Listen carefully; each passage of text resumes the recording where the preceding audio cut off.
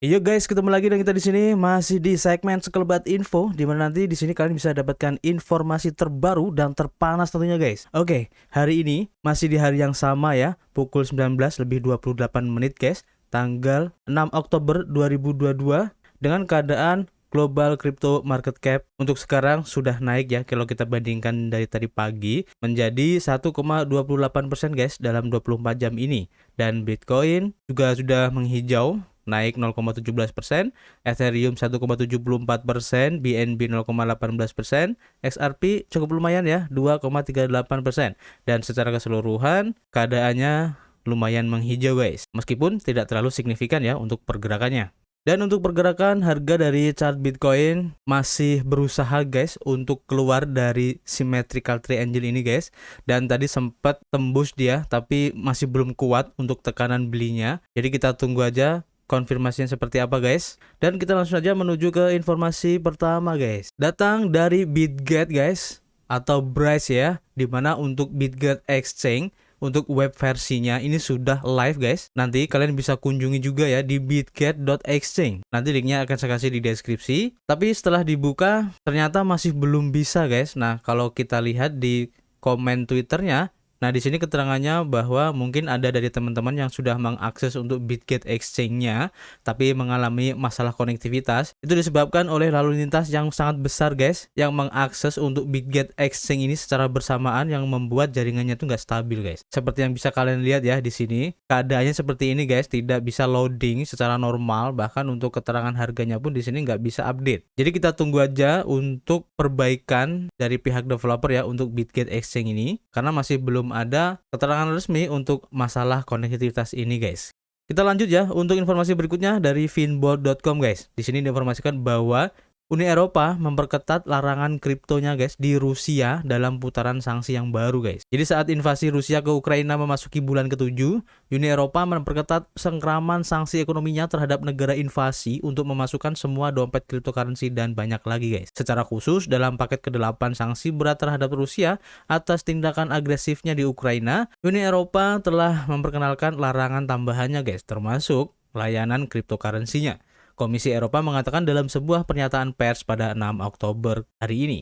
Sebagai pengingat, pada awal April ya, Uni Eropa melarang penyediaan layanan kripto bernilai tinggi di Rusia sebagai bagian dari paket sanksi kelima dalam upaya untuk menutup celah potensial dan mempersulit orang kaya Rusia untuk menyimpan kekayaan mereka di United Europe atau Uni Eropa, seperti yang dilaporkan Finbold. Selain melarang layanan kripto, langkah-langkah lain dalam paket terbaru termasuk larangan impor di Eropa senilai 7 miliar dolar untuk mengekang pendapatan Rusia, serta pembatasan ekspor, dan selanjutnya akan menghilangkan kompleks militer dan industri Kremlin dari komponen dan teknologi utama dan ekonomi Rusia untuk layanan dan keahlian Eropa. Selain itu, paket baru ini mencakup konsultasi TI, penasihat hukum, arsitektur, dan layanan teknik yang tidak lagi diberikan kepada pemerintah Rusia ataupun badan hukum yang didirikan di Rusia. Sanksi tersebut juga mencakup individu dan entitas yang terlibat dalam pendudukan Rusia, pencaplokan ilegal, dan referenda palsu di wilayah pendudukan atau oblast di wilayah Donetsk, Luhansk, Kherson, dan juga Zaporizhzhia, serta pejabat tinggi dan militer perusahaan yang mendukung angkatan bersenjata Rusia guys.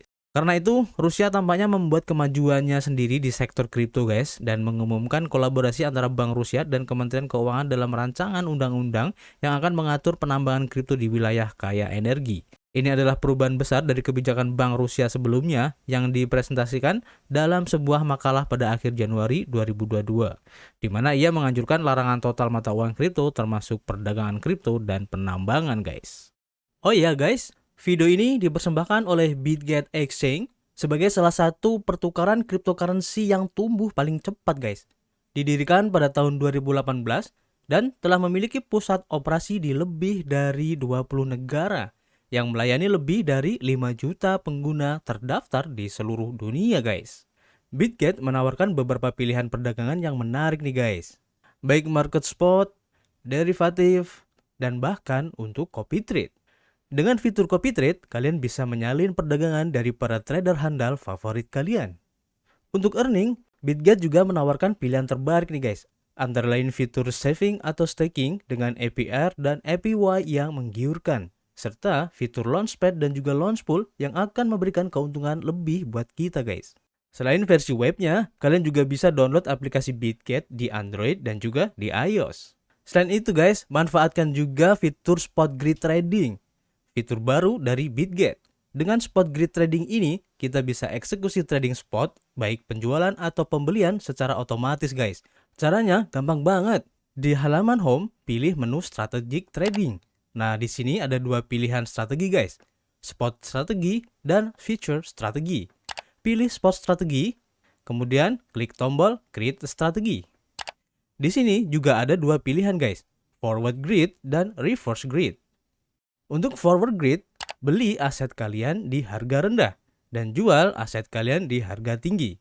Di sini kalian bisa pakai USDT. Untuk Reverse Grid, jual aset kalian di harga tinggi dan beli aset kalian di harga rendah. Di sini kalian bisa pakai koin kripto, contohnya Bitcoin dan teman-temannya. Jadi kalau kalian sudah punya koin, kita bisa pilih fitur Reverse Grid. Tapi jika kita belum punya koinnya dan harga koin tersebut sedang turun, kalian bisa pilih Forward Grid. Oh ya guys, kita juga bisa pakai AI untuk menentukan parameter yang paling sesuai untuk market saat ini. Atau kalian juga bisa pilih secara manual untuk settingnya. Sekedar informasi aja nih guys, di Bitget juga ada dana perlindungan sebesar 6.000 Bitcoin dan 80 juta dolar untuk memberikan lingkungan perdagangan yang nyaman buat para investor. Kalian bisa cek masing-masing walletnya di menu Protection Fund. Kita lanjut saja untuk informasi berikutnya dari bitcoinist.com guys. Dan di sini diinformasikan bahwa McDonald ini telah menerima guys untuk pembayaran dalam USDT ataupun Tether ya, dan juga Bitcoin, tepatnya di daerah Lugana, Swiss. Rantai makanan cepat saji multinasional Amerika McDonald's telah mulai menerima pembayaran dalam Bitcoin dan Tether di kota Lugana, Swiss, yang berpenduduk sekitar 63.000 orang. Pengumuman itu muncul dalam tweet oleh majalah Bitcoin pada 3 Oktober kemarin, dan itu memposting video di mana seorang pelanggan memesan makanan menggunakan kios McDonald's dan membayarnya menggunakan aplikasi dompet digital di ponsel. Mesin kartu kredit yang digunakan untuk memindai kode QR yang melanjutkan pembayaran diberi label dengan Bitcoin dan Tether. Meskipun harga rendah cryptocurrency telah mengguncang semangat banyak orang, adopsi kripto di sisi lain terus mendapatkan lebih banyak kekuatan, merusak tren turun pasar. Seperti langkah El Salvador untuk memberikan Bitcoin tender legal, kota Lugana di Swiss berdasarkan penduduk berbahasa Itali menjadi hotspot terbaru untuk adopsi kripto di Eropa Barat guys. Perkembangan terbaru adalah bagian dari visi kota untuk mengubah infrastruktur keuangan menjadi ekosistem digital. Oleh karena itu, kota Lugana menandatangani nota kesepahaman dengan penerbit stablecoin Tether pada 3 Maret kemarin. Kolaborasi tersebut menghasilkan rencana yayasan bersama, dan ini bertujuan untuk mempercepat proses yang memungkinkan pembayaran Bitcoin dan USDT untuk barang, pajak, dan layanan di dalam kota Lugana. Tether telah menyelesaikan 2 dana sebesar 100 juta dolar dan 3 juta dolar untuk mendukung Plan B. Dana tersebut akan memberikan peluang investasi bagi para pemula dan meningkatkan adopsi kripto oleh pedagang dan toko di seluruh negara bagian. Selanjutnya, Plan B Foundation telah bermitra dengan Go Crypto, solusi titik penjualan yang akan mengatur saluran bagi penduduk untuk menggunakan Bitcoin dan Tether dalam aktivitas sehari-hari mereka dengan tujuan untuk memperluas pertumbuhan kripto di rezimnya. Berbicara tentang inisiatif McDonald's untuk memasukkan pembayaran kripto berupa Bitcoin dan Tether, Paulo Ardoino sebagai CTO dari Tether menambahkan, awal tahun ini Lugano dan Tether menandatangani nota kesepahaman untuk melancarkan kolaborasi strategis melalui beberapa inisiatif, termasuk untuk membantu bisnis lokal mengintegrasikan layanan pembayaran mereka yang ada dengan stablecoin dan Bitcoin yang diizinkan. Kami telah bekerja sama untuk memastikan infrastruktur teknologi tersedia untuk mendukung ini, dan hari ini kami menyaksikan semua kerja keras itu membuahkan hasil. Pada akhir tahun 2022, yayasan mengharapkan untuk memasukkan sekitar 2.500 bisnis dan pedagang baru ke jaringan kilat atau Lightning Network guys. Dan ini memungkinkan penduduk Lugana untuk menggunakan Bitcoin, Tether, dan juga LVGA dalam pembayarannya. Khususnya, rantai makanan cepat saji sudah mulai menerima pembayaran Bitcoin di El Salvador, sebuah negara yang memberikan Bitcoin tender legal pada September 2021 kemarin. Orang-orang di El Salvador menggunakan Bitcoin untuk memesan burger mereka, guys. Dan pelanggan McDonald di negara bagian juga dapat memesan makanan secara online dan melalui aplikasi pengiriman yang menargetkan salah satu dari 19 lokasi rantai makanan di negeri bagian tersebut.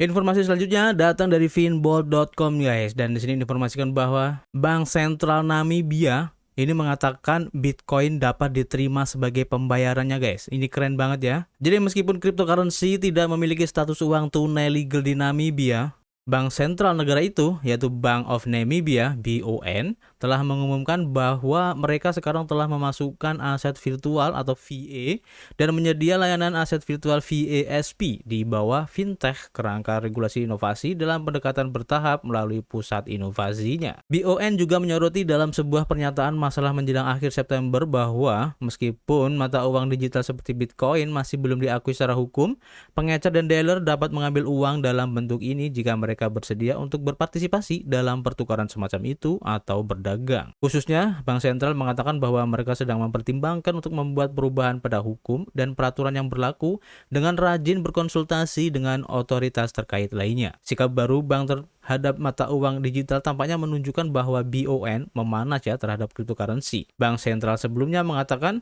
itu tidak mengakui, mendukung, dan merekomendasikan kepemilikan, pemanfaatan, dan perdagangan cryptocurrency oleh anggota masyarakat.